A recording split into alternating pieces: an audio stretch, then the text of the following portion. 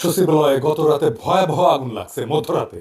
এই ভিডিও যখন রেকর্ড করা হয় তখন এলজিআরডির 7ম তলা এবং 8ম তলায় রোডস অ্যান্ড হাইওয়েজের যে মন্ত্রণালয় সেইখানে আগুন লাগছে।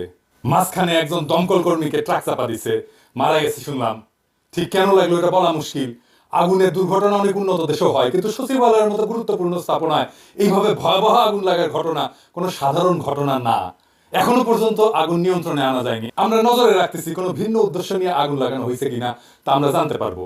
কি কি ক্ষতিগ্রস্ত হয়েছে সেটা দেখা, বিশেষ করে অর্থ পাচার বা দুর্নীতির ফাইল বা বিডিআর হত্যাকাণ্ড সংক্রান্ত ফাইলগুলো ক্ষতিগ্রস্ত হয়েছে কিনা তা আমরা জানতে পারবো।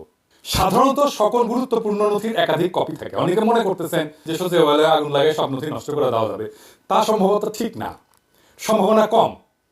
আমি সরকারকে দ্রুততার সাথে জাতিকে জানাইতে বলবো কি কি নথি ক্ষতিগ্রস্ত হয়েছে, কি কি নথি পুনরুদ্ধার করা যাবে, কি কি নথি একেবারেই পুনরুদ্ধার করা যাবে না, কত সম্পদের ক্ষতি হয়েছে, এটা নিয়ে একটা সুস্পষ্ট ঘোষণা জাতিকে দিতে হবে খুব শীঘ্রই। হাসিনার দোসরদেরকে সচিবালয়ে ভালো ভালো পোস্টে রাখলে এরকম আগুন লাগবেই।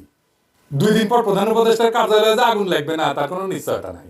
যাই হোক, আসেন আজকাল আলাপে আসি। এই জিনিসটা দেখছেন আপনারা সকলে যে বঞ্চিত 700